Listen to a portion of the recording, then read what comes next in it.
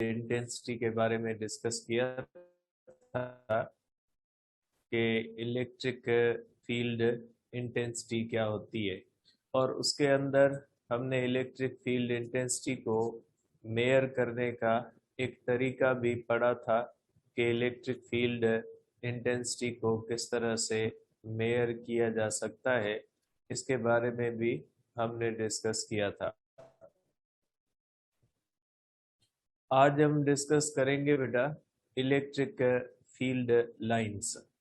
तो electric field lines के बारे में हम डिस्कस करेंगे कि इलेक्ट्रिक फील्ड लाइंस क्या होती हैं या इनका कॉन्सेप्ट क्या होता है, ये किस काम के लिए बनाई जाती है इलेक्ट्रिक फील्ड के अंदर। देखिए बेटा, कल हमने एक बात डिस्कस की थी, उसी बात की बुनियाद पे हम चलेंगे आगे। इलेक्ट्रिक फील्ड इंटेंसिटी हमने कल डिस्कस कर ली थी बेटा। इलेक्ट्रिक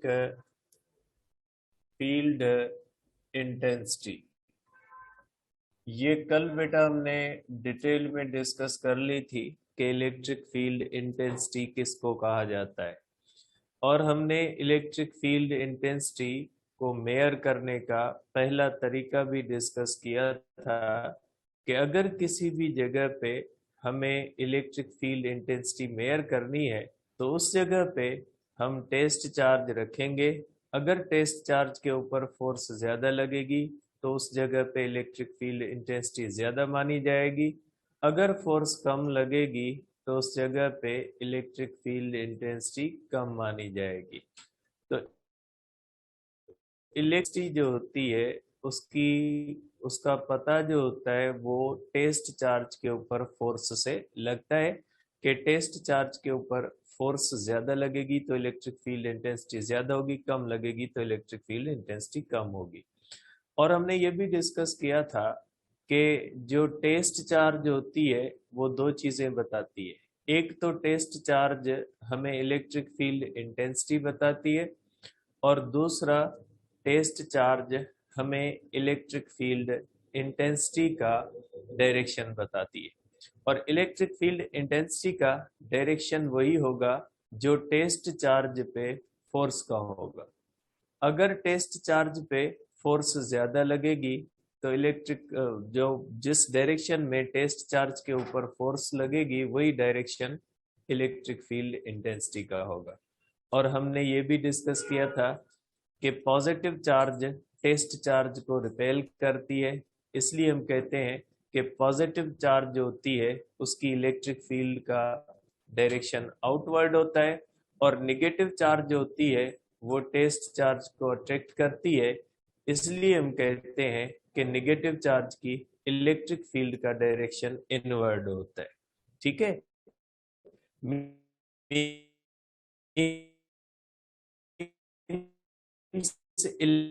इलेक्ट्रिक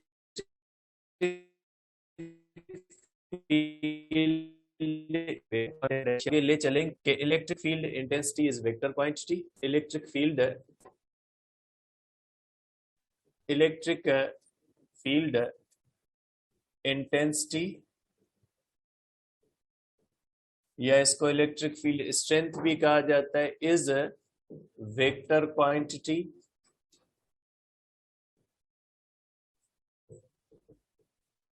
and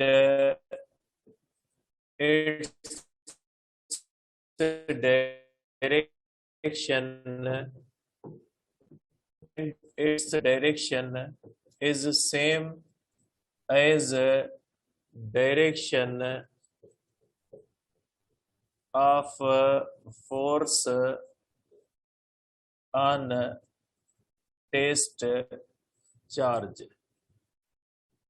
डायरेक्शन जो डायरेक्शन ऑफ फोर्स होगा वो direction of electric field intensity होगा। मैग्नीट्यूड फाइंड करने का फार्मूला हमारे पास है, magnitude of E is equal to force per unit charge है। और इलेक्ट्रिक फील्ड रियल है। Electric field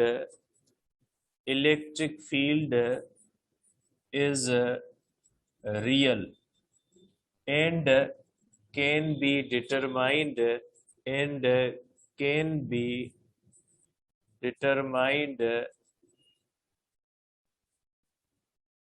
verified by experiment।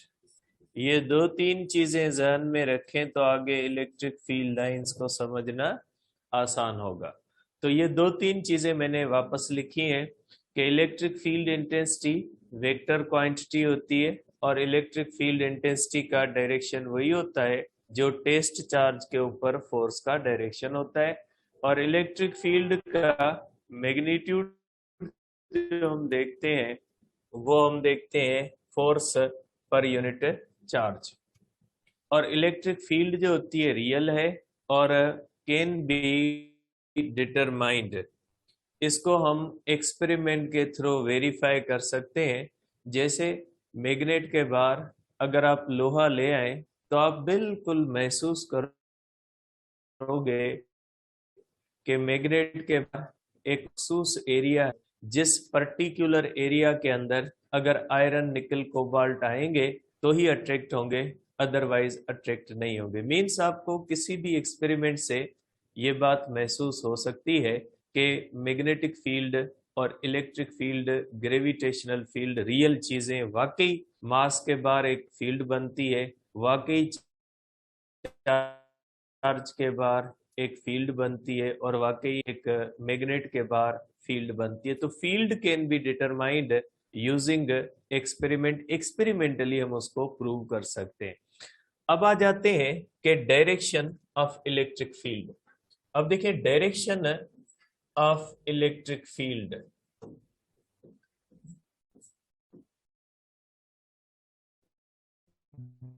Direction of electric field, बेटा देखिए डायरेक्शन हमेशा वेक्टर से बनाया जाता है। ठीक है, आपको पता है कि अगर कोई भी वेक्टर होता है का डायरेक्शन हमेशा एक लाइन से बनाते हैं। जैसे for example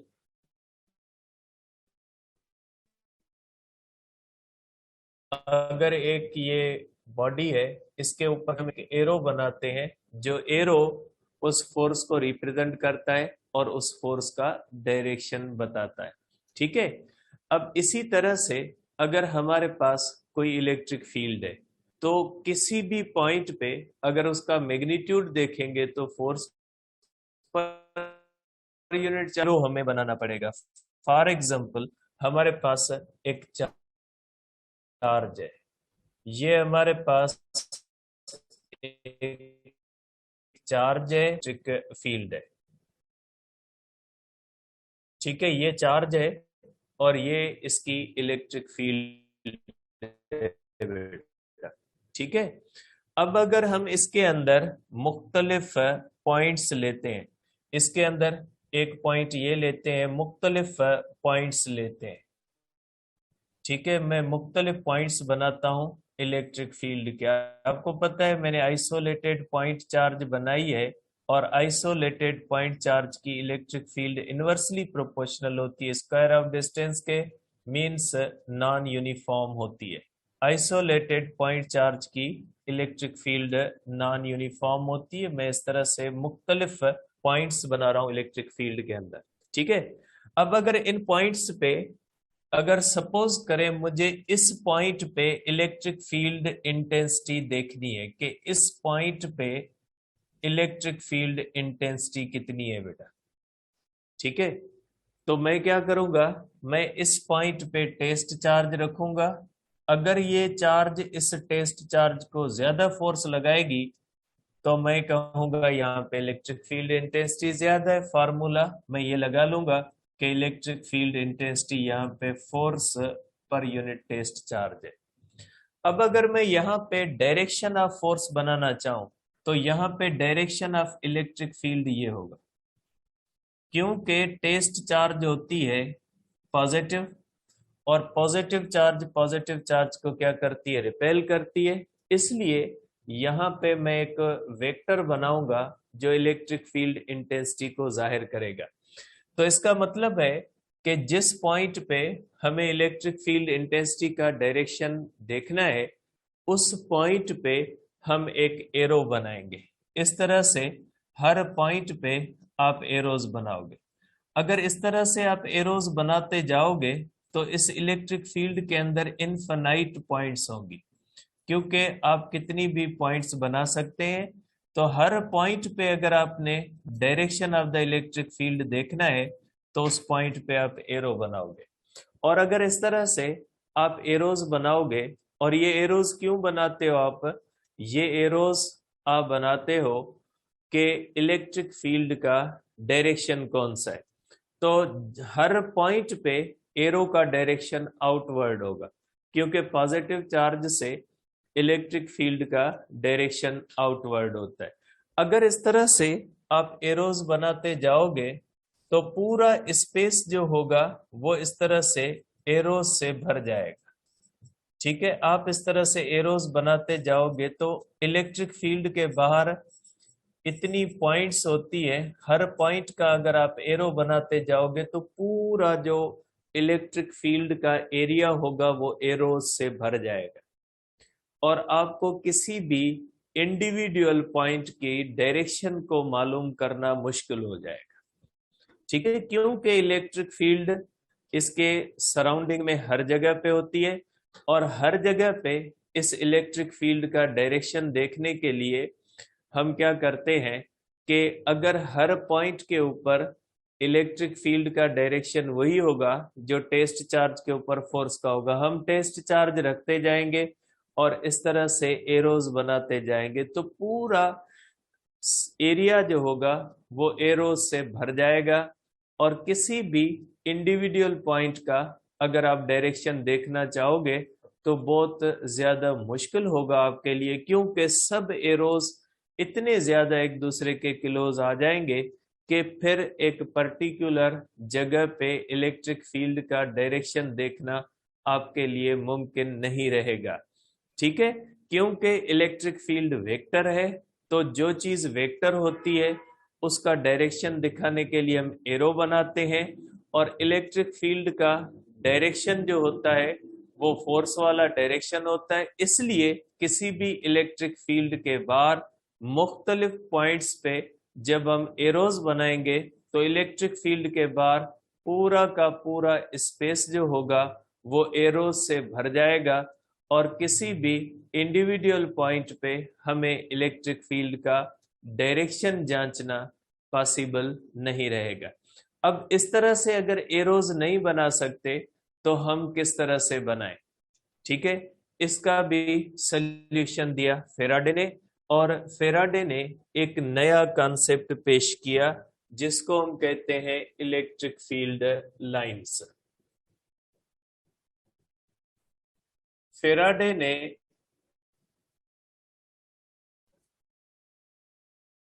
electric field lines का कॉन्सेप्ट पेश किया। इसको लाइंस ऑफ फोर्स भी कहा जाता है, लाइंस ऑफ फोर्स भी कहा जाता है, क्योंकि यही लाइनें फोर्स का डायरेक्शन बताते हैं। तो फेराडे ने कहा कि अगर हम इलेक्ट्रिक फील्ड का डायरेक्शन बनाना चाहेंगे और हर पॉइंट पे अलग अलग उसका एरो बनाएंगे तो इस तरह से हमारा मसला ज्यादा कॉम्प्लिकेटेड होगा, और किसी इंडिविजुअल पॉइंट का डायरेक्शन देखना बताना हमारे लिए थोड़ा ज्यादा मुश्किल रहेगा। तो फेराडे ने कहा आप ऐसा नहीं करें, आप इंडिविजुअल पॉइंट का एरो नहीं बनाए, आप एक कंटिन्यूअस लाइन बना दें। ठीक है, जैसे फॉर एग्जांपल अगर हमारे पास इस तरह से पॉजिटिव चार्ज है तो फेराडे ने कहा इस पॉजिटिव चार्ज के बाहर इलेक्ट्रिक फील्ड का डायरेक्शन आउटवर्ड होता है। तो आप हर पॉइंट का एरो नहीं बनाए, आप इस तरह से कंटिन्यूअस लाइंस बना दें। ये कंटिन्यूअस लाइंस जो होंगी ये इस तरह से कंटिन्यूअस लाइंस बनाएं जो इलेक्ट्रिक फील्ड के डायरेक्शन को जाहिर करें। मींस इलेक्ट्रिक फील्ड को रिप्रेजेंट करने के लिए आप इंडिविजुअल अलग अलग पॉइंट के ऊपर एरोज न बनाएं, आप क्या करें कि पूरी इलेक्ट्रिक फील्ड के अंदर कंटिन्यूअस लाइंस के एरो बना दें। इससे ये होगा कि आपको इलेक्ट्रिक फील्ड का डायरेक्शन पता लग जाएगा। अगर आपके पास पॉइंट यहाँ पे देखना है तो ये इलेक्ट्रिक फील्ड का डायरेक्शन, अगर यहाँ पे देखना है तो ये इस तरह से फील्ड। इसका फायदा क्या होगा? इसका फायदा ये होगा कि आपको डायरेक्शन समझने में आसानी हो जाएगी। अगर कोई निगेटिव चार्ज है तो निगेटिव चार्ज के लिए आप ये करें कि निगेटिव चार्ज की इलेक्ट्रिक फील्ड का डायरेक्शन इनवर्ड होता है, तो आप उसके एरोज को इनवर्ड कर दें। ठीक है, इस तरह से एरोज को आप इनवर्ड कर दें। ठीक है, तो इस तरह से अलग अलग पॉइंट्स के एरोज ना बनाएं, आप ये करें कि आप जो है वो एरोज कंटिन्यूस बना लें, और यही कंटिन्यूस जो एरोज हैं ये इलेक्ट्रिक फील्ड को रिप्रेजेंट करने लग जाएंगे इस तरह से।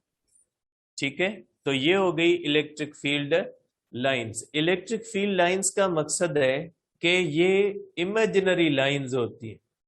देखिए बेटा, जब वेक्टर को फोर्स को हम एरो में जाहिर करते हैं तो कोई रियल फोर्स तो नहीं होती ना, वो क्या होता है, एरो एक इमेजिनरी चीज होता है जो एक रियल चीज को रिप्रेजेंट कर रहा होता है। ठीक है, जैसे यहां पे मैंने फोर्स का एरो बनाया है, तो ये एक रियल फोर्स है जो इस ऑब्जेक्ट के ऊपर लग रही है, लेकिन उसको एरो के थ्रू हम जस्ट पेपर के ऊपर रिप्रेजेंट कर रहे हैं। तो ये एरो रियल नहीं है, फोर्स रियल है, क्योंकि फोर्स, जो फोर्स होती है उसको रिप्रेजेंट करने के लिए, पेपर के ऊपर रिप्रेजेंट करने के लिए हम एरो बनाते हैं। तो इसी तरह से अगर हम देखते हैं तो ये एरोज जो हम बनाते हैं ये इलेक्ट्रिक फील्ड के डायरेक्शन को बताने के लिए हम बनाते हैं। तो इसलिए हम कहते हैं कि ये जो लाइंस होती हैं ये इलेक्ट्रिक फील्ड के डायरेक्शन को, और ये लाइंस मैग्नीट्यूड को भी बता सकती है। ये जो इलेक्ट्रिक फील्ड लाइंस हैं ये न सिर्फ इलेक्ट्रिक फील्ड के स्ट्रेंथ को बताती है, डायरेक्शन और स्ट्रेंथ दोनों को बताते हैं। स्ट्रेंथ का बाद में डिस्कस करते हैं। तो ये इलेक्ट्रिक फील्ड लाइंस वो लाइंस हैं जो इलेक्ट्रिक फील्ड को एज ए वेक्टर रिप्रेजेंट करने के लिए बनाई जाती, क्योंकि vector can be represented by arrows. तो ऐसी लाइनें जो इलेक्ट्रिक फील्ड को एज अ वेक्टर बना रिप्रेजेंट करने के लिए बनाई जाती है, तो ऐसी जो है वो वेक्टर लाइंस को हम क्या कहते हैं, इलेक्ट्रिक फील्ड लाइंस कहते हैं। इलेक्ट्रिक फील्ड लाइंस इमेजिनरी है क्योंकि ये वो एरोज होते हैं जो एक रियल चीज इलेक्ट्रिक फील्ड को रिप्रेजेंट करते हैं। तो इलेक्ट्रिक फील्ड लाइंस जो होती है ये एक ऐसी चीज होती है जो आप कह सकते हैं कि ये इलेक्ट्रिक फील्ड लाइंस एक रियल चीज के डायरेक्शन को और स्ट्रेंथ को, इलेक्ट्रिक फील्ड लाइंस को जाहिर करके आप इलेक्ट्रिक फील्ड का डायरेक्शन भी बता सकते हैं और इलेक्ट्रिक फील्ड इंटेंसिटी भी बता सकते हैं। इलेक्ट्रिक फील्ड इंटेंसिटी बताने का एक तरीका हमने सीखा है, और वो कौन सा तरीका है, टेस्ट चार्ज वाला। नेक्स्ट तरीका हम दूसरा देखेंगे जिसमें इलेक्ट्रिक फील्ड को, इलेक्ट्रिक फील्ड लाइंस को इस्तेमाल करके हम इलेक्ट्रिक फील्ड स्ट्रेंथ देख सकते हैं। तो इलेक्ट्रिक फील्ड लाइंस जो हम बनाते हैं इमेजिनरी लाइंस होती है, ये एज अ वेक्टर रिप्रेजेंटेशन होती है इलेक्ट्रिक फील्ड की। तो आप कह सकते हैं कि अगर इलेक्ट्रिक फील्ड को एज अ वेक्टर रिप्रेजेंट किया जाए पेपर पे, तो उसकी वेक्टर को एज अ वेक्टर रिप्रेजेंट करने के लिए जो एरोज बनाए जाते हैं उसको कहा जाता है इलेक्ट्रिक फील्ड लाइंस, क्योंकि ये रिप्रेजेंट कर रहे होते हैं इलेक्ट्रिक फील्ड लाइंस को, इसलिए हम कहते हैं इसको, इलेक्ट्रिक फील्ड को जाहिर कर रहे होते हैं इसलिए हम इसको कहते हैं इलेक्ट्रिक फील्ड लाइंस। और जो इलेक्ट्रिक फील्ड लाइंस का डायरेक्शन किसी पॉइंट पे बनेगा वही फोर्स का डायरेक्शन बनेगा। तो इलेक्ट्रिक फील्ड लाइंस वो इमेजिनरी लाइंस होती है, वो वेक्टर सेंस होता है एक रियल चीज का, तो इलेक्ट्रिक फील्ड लाइंस इमेजिनरी है।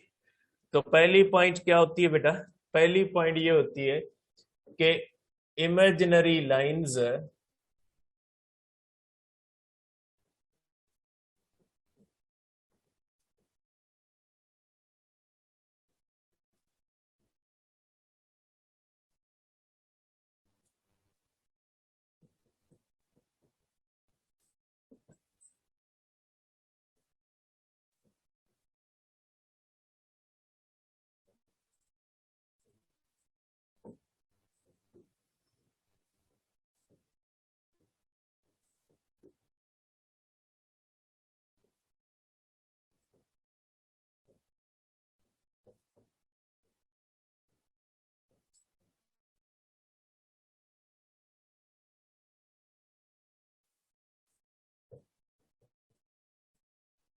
ये हो गई इलेक्ट्रिक लाइंस की डेफिनेशन। ठीक है, इलेक्ट्रिक फील्ड रियल है, मैंने लिख दिया है बेटा। और इलेक्ट्रिक फील्ड लाइंस क्या होती है? इमेजिनरी होती है। इनका काम इलेक्ट्रिक फील्ड के डायरेक्शन को, जाहिर सी बात है, वेक्टर लाइन से रिप्रेजेंट करोगे। तो फेराडे ने कहा कि हर पॉइंट का अलग अलग वेक्टर नहीं बनाओ, अब कंटिन्यूअस लाइन से बना दो, और ये इमेजिनरी होती है। किसी भी वेक्टर से, सॉरी, किसी भी एक्सपेरिमेंट से आप इनको प्रूव नहीं कर सकते।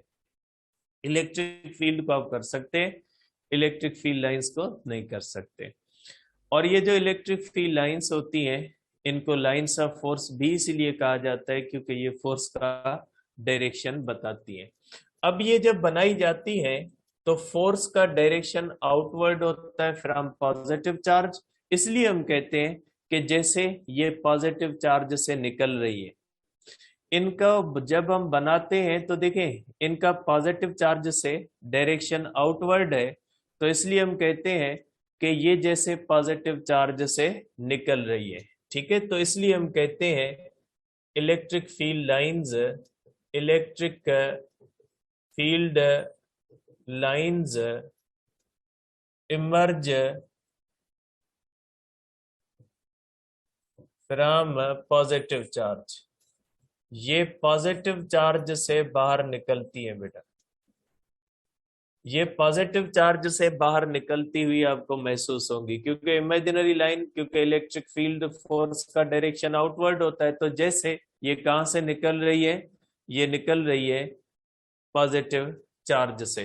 अब देखिए, इसके जैसे अंदर जा रही है, इसका मकसद है पॉजिटिव से निकल के कहां पे खत्म हो रही है, निगेटिव में। क्योंकि जैसे निकलती हुई आपको लगेगी कि ये पॉजिटिव से निकलती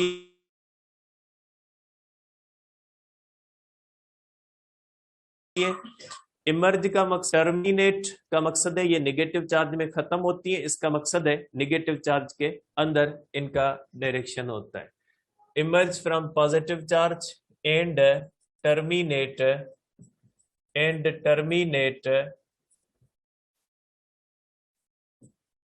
एट नेगेटिव चार्ज। ठीक है, ये क्या करती है, ये निकलती पॉजिटिव चार्ज से है और खत्म कहां पे होती है, निगेटिव चार्ज पे होती है। आप इसको इस तरह भी बना सकते हैं, सपोज करें ये पॉजिटिव चार्ज है और ये निगेटिव चार्ज है। तो जैसे आप देखोगे कि इस इलेक्ट्रिक फील्ड का डायरेक्शन इस तरह से होगा, जैसे आपको लगेगा कि ये पॉजिटिव से निकल रही है और निगेटिव के अंदर खत्म हो रही है। तो इलेक्ट्रिक फील्ड लाइंस क्योंकि निगेटिव के अंदर है और पॉजिटिव से बाहर है, इसलिए हम कहते हैं कि ये इमर्ज करती है पॉजिटिव चार्ज से और टर्मिनेट कहां पे करती है, निगेटिव चार्ज पे खत्म होती है। अब ये पॉइंट आगे वाली बहुत ही इंपॉर्टेंट है। Electric field lines, electric field line, electric field line never terminates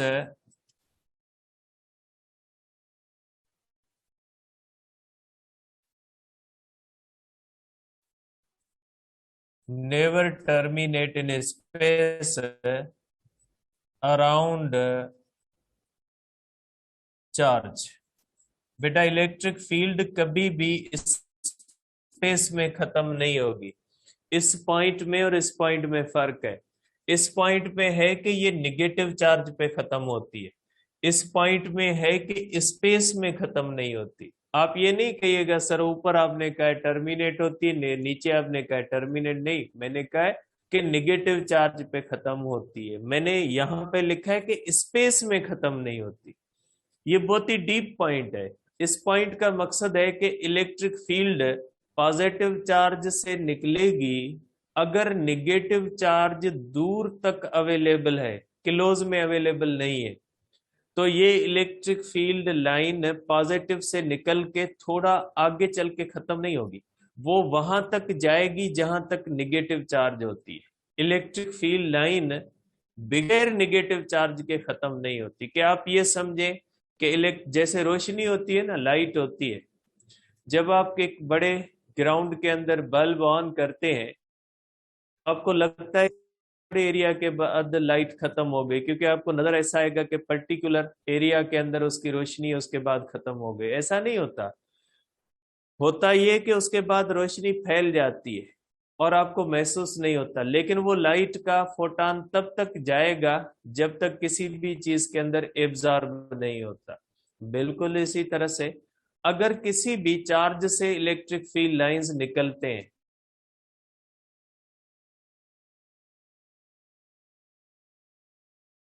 line positive से निकल के खत्म जो हम करेंगे वो हमेशा नेगेटिव पे करेंगे। बगैर नेगेटिव के इलेक्ट्रिक फील्ड खत्म नहीं होगी। नेक्स्ट पॉइंट है कि electric field lines are usually curved. इसका क्या मतलब है बेटा? इसका मतलब ये होता है कि अगर एक हमारे पास पॉजिटिव चार्ज है बेटा, ठीक है, और एक होती है निगेटिव चार्ज बेटा, तो ये यहां से आके यहाँ पे खत्म होती है, तो ज्यादातर ये कर्व्ड होती है। और जो चीज कर्व्ड होती है ना बेटा, उसका डायरेक्शन हम देखते हैं टेंजेंट से। अगर कोई टेस्ट चार्ज आप यहाँ पे रखोगे तो उसके ऊपर फोर्स का डायरेक्शन ये होगा। अगर कोई टेस्ट चार्ज आप यहाँ पे रखोगे तो उसके ऊपर फोर्स का डायरेक्शन ये होगा। तो मुख्तलिफ पॉइंट्स पे इसका डायरेक्शन जो होगा वो टेंजेंट वाला होगा, इसलिए इलेक्ट्रिक फील्ड का डायरेक्शन हमेशा टेंजेंट से देखते हैं। आपके माइंड में होगा कि आइसोलेटेड चार्ज होती है बेटा। जैसे ये आइसोलेटेड चार्ज होती है, तो आइसोलेटेड चार्ज की ये स्टेट होती है, लेकिन आइसोलेटेड चार्ज एग्जिस्ट नहीं करती। मोस्टली चार्ज पेयर में होती है। तो इस तरह से हम कहते हैं कि इसका डायरेक्शन इस तरह से देखते हैं। अब ये नेक्स्ट पॉइंट है कि electric field lines never intersect each other. बेटा इलेक्ट्रिक फील्ड लाइंस एक दूसरे को इंटरसेक्ट नहीं करेंगी, क्योंकि ये फोर्स को रिप्रेजेंट कर रही है। अगर ये किसी पॉइंट पे इंटरसेक्ट करेंगी तो वहां पे दो टेंजेंट बनेंगे। फॉर एग्जाम्पल, अगर देखते हैं कि ये पॉजिटिव चार्ज है और ये भी पॉजिटिव चार्ज है, अगर इसकी इलेक्ट्रिक फील्ड इस तरह से बनाए तो इस पॉइंट पे फोर्स के डायरेक्शन दो होंगे, ठीक है। इसलिए किसी भी एक पॉइंट पे वेक्टर के दो डायरेक्शन नहीं हो सकते। इसलिए इलेक्ट्रिक फील्ड लाइंस के बारे में हम ये भी कहते हैं कि ये इस तरह भी कर सकते हैं कि are if they intersect then at that point electric field will have two directions,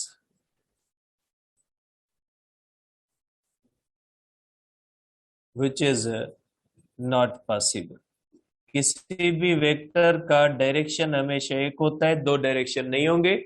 इसलिए इलेक्ट्रिक फील्ड लाइंस जो होती है वो एक दूसरे को इंटरसेक्ट नहीं करती। इंटरसेक्ट न करने का एक फायदा भी है।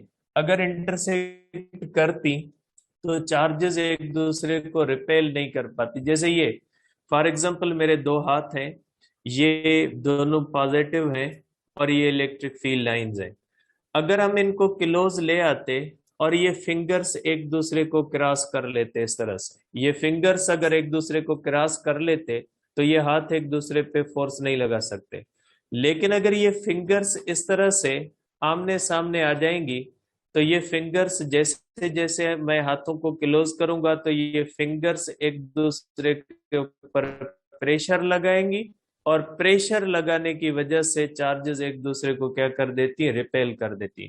आप कह सकते हैं जैसे दो बलून होते हैं, उनमें हवा भर के जब उनको क्लोज ले आते हैं और उनको आपस में प्रेस करते हैं तो वो एक दूसरे के अंदर नहीं जाते, लेकिन एक दूसरे के ऊपर प्रेशर डालते हैं। जैसे ही हम उनको छोड़ेंगे तो वो एक दूसरे से क्या हो जाएंगे, दूर हो जाएंगे।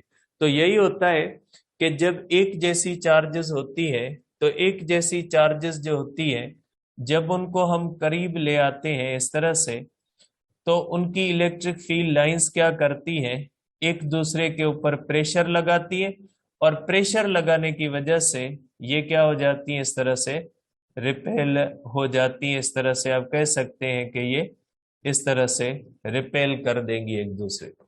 या अगर आप इस तरह से दो निगेटिव चार्जेस करेंगे तो वो भी इसी तरह से करेंगी कि वो एक दूसरे को इंटरसेक्ट नहीं करेंगी। जब इंटरसेक्ट नहीं करेंगी तो एक दूसरे के ऊपर प्रेशर डालेंगी, जिसका नतीजा ये होगा कि ये जो होंगी इलेक्ट्रिक फील्ड लाइंस जो होंगी, ये इस तरह से एक दूसरे को रिपेल कर देंगी। तो इलेक्ट्रिक फील्ड लाइंस के इंटरसेक्ट न करने की दो रीजंस हैं कि एक ये कि अगर इंटरसेक्ट करेंगी तो एक ही पॉइंट पे दो डायरेक्शन हो जाएंगे, और अगर दूसरी पॉइंट ये कि जब ये एक दूसरे को इंटरसेक्ट नहीं करेंगी तो एक दूसरे के ऊपर प्रेशर लगाएंगी, और नतीजा ये निकलेगा कि जो है वो इनके अंदर एक प्रेशर डेवलप होगा, रिपल्शन करेंगी। आखिरी पॉइंट है कि electric field lines contract,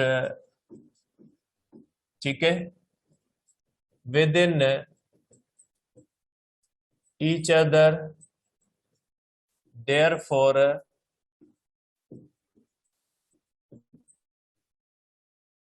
mechanism of attraction can be explained। Electric field lines सिर्फ एक दूसरे को रिपेल नहीं करती, इलेक्ट्रिक फील्ड लाइंस एक दूसरे के अंदर कॉन्ट्रैक्ट भी होती है। जैसे एक रबड़ हो, उसको हमने खींचा हुआ है, जब उसको छोड़ेंगे तो वो कॉन्ट्रैक्ट हो जाएगा। तो इसी तरह जैसे किसी रबड़ या स्प्रिंग जो होता है उसके अंदर कॉन्ट्रैक्शन होती है, इसी तरह से इलेक्ट्रिक फील्ड लाइंस के अंदर कॉन्ट्रैक्शन होती है। ये होती है अपोजिट चार्जेस में, एक पॉजिटिव चार्ज है, एक निगेटिव चार्ज है। अगर इसकी फील्ड यहाँ पे आ रही है और इसकी फील्ड इस तरह से आ रही है, जब दो अपोजिट चार्जेस की फील्ड्स एक दूसरे से इंटरसेक्ट करेंगी तो उसका नतीजा क्या निकलेगा। जब अपोजिट चार्जेस की इलेक्ट्रिक फील्ड लाइंस एक दूसरे के करीब आएंगी तो वो अपोजिट चार्जेस वाली इस तरह से नहीं करेंगी, वो अपोजिट चार्जेस वाली एक दूसरे के अंदर कॉन्ट्रैक्ट करेंगी। जैसे ये स्प्रिंग कॉन्ट्रैक्ट होता है ना, इसी तरह से कॉन्ट्रैक्ट करेंगी, और नतीजा क्या निकलेगा कि चार्जेस एक दूसरे के करीब आ जाएंगी, और हम कहते हैं कि चार्जेस एक दूसरे को अट्रैक्ट करती है। तो जब चार्जेस एक दूसरे को अट्रैक्ट करती है तो इलेक्ट्रिक फील्ड लाइंस कॉन्ट्रैक्ट होती है। जब अपोजिट चार्जेस की इलेक्ट्रिक फील्ड लाइंस एक दूसरे से मिलती है तो जिस तरह से मैग्नेट लोहे को अट्रैक्ट कर लेता है, ये लाइंस कॉन्ट्रैक्ट होती है और रिपल्शन हो जाती है। ठीक है, तो ये एक दूसरे को अट्रैक्शन हो जाती है, सॉरी, ये इस तरह से एक दूसरे के ऊपर प्रेशर लगाने से रिपल्शन होती है, और एक दूसरे के ऊपर इस तरह से जो है वो अगर हम करेंगे तो ये इस तरह से अट्रैक्शन होती है।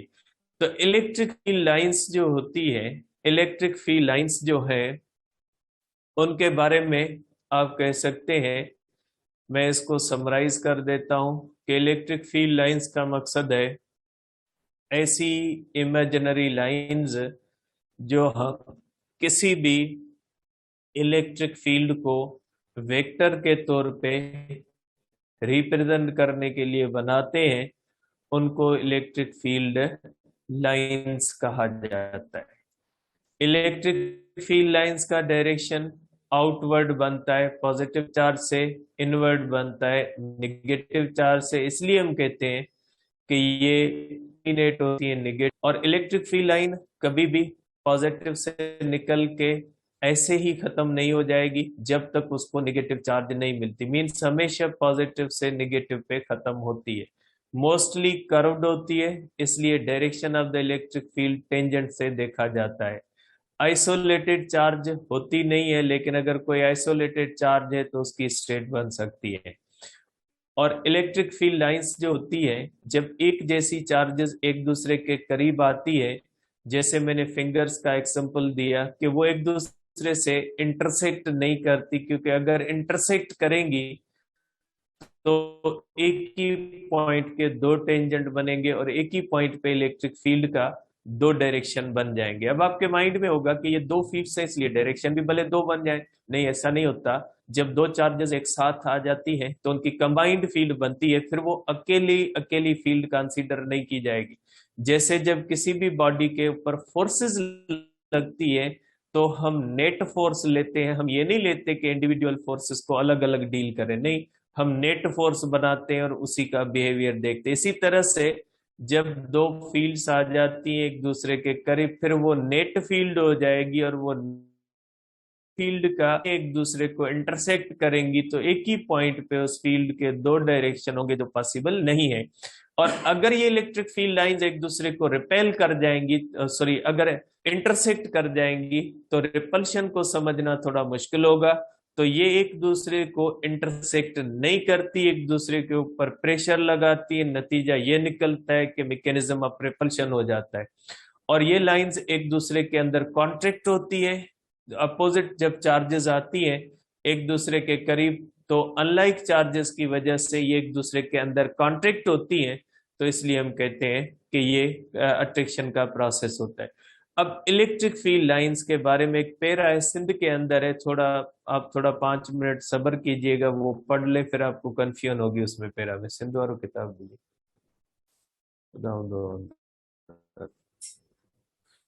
अब इसके अंदर एक छोटा सा पैरा है, उसको पढ़ ले, क्योंकि फिर आपको कंफ्यूजन होगी समझने में। ठीक है, देखें, अब ये पेज नंबर आ जाएगा। अब ये दो टॉपिक्स के अंदर कंबाइंड इसकी 2-3 लाइनें दी गई है। बेटा पहले आ जाए पेज नंबर 48 पे। सिंध का अगर बुक है आपके पास तो पेज नंबर 48 खोल लें बेटा। ठीक है, electric field is a vector quantity बेटा। ठीक है, इलेक्ट्रिक फील्ड जो होती है वो वेक्टर क्वांटिटी, ठीक है, हम डिस्कस कर चुके। And the field in the space could be represented by associating a vector to every point of the field। क्या कि अगर इलेक्ट्रिक फील्ड वेक्टर है तो हम उसके अंदर हर पॉइंट का वेक्टर इस तरह से अलग अलग हर पॉइंट का वेक्टर बना सकते हैं, ये जैसे पहले हमने डिस्कस किया। लेकिन अगर इस तरह से हर पॉइंट का वेक्टर बनाएंगे तो फिर किसी भी एक जगह पे इलेक्ट्रिक फील्ड का डायरेक्शन देखना मुश्किल होगा। could be represented by associating a vector to every point of the field। Her point पे बना सकते हैं, लेकिन मसला होगा, क्या होगा? Faraday did not adopt this procedure. Faraday ने कहा ऐसे नहीं करें, हर पॉइंट का अलग अलग नहीं बने। And he introduced a novel idea. कौन सा? Method of visualizing the field by means of lines of force. ये lines of force electric field को वेक्टर सेंस में विजुअलाइज करने के लिए बनाई जाती है। अब आ जाए पेज नंबर 49 पे। इलेक्ट्रिक फ्लक्स के अंदर 2-3 लाइनें पढ़े, वो इसी चीज से रिलेटेड है। It is of course possible, ये हमारे लिए पॉसिबल है, to draw a line of force through every point of electric field. कि इलेक्ट्रिक फील्ड की हर पॉइंट पे वेक्टर बना सकते हैं, कोई मसला नहीं है। But if this were done, अगर ऐसा किया जाता, हम बना सकते हैं हर पॉइंट पे। क्या है? इफ दिस वर डन, अगर ऐसा किया जाता, the whole space would be line, पूरा स्पेस लाइन से भर जाएगा, कर सकते हैं, भर जाएगा। And with lines and no individual line could be distinguish. फिर किसी भी एक पॉइंट पे डायरेक्शन बताना थोड़ा मसला हो जाता। ठीक है, बाय सुट, इसलिए हम क्या करते हैं, लाइंस बना देते हैं। इस तरह से हम सुटेबल नंबर ऑफ लाइंस बनाते हैं। ठीक है, अगर इलेक्ट्रिक फील्ड स्ट्रांग है तो ज्यादा लाइंस बनाएंगे, अगर इलेक्ट्रिक फील्ड इंटेंसिटी वीक है तो कम लाइंस बनाएंगे। इसके बाद प्रॉपर्टीज लिखी हुई है, आप खुद पढ़ सकते हैं। ठीक है, 2-3 लाइंस थी, थोड़ी कंफ्यूजिंग थी। तो बेटा आप कह सकते हैं कि electric field lines electric field के डायरेक्शन को बताती है। कल हम डिस्कस करेंगे कि ये मैग्नीट्यूड को कैसे बताती है। ठीक है, कल डिस्कस करेंगे।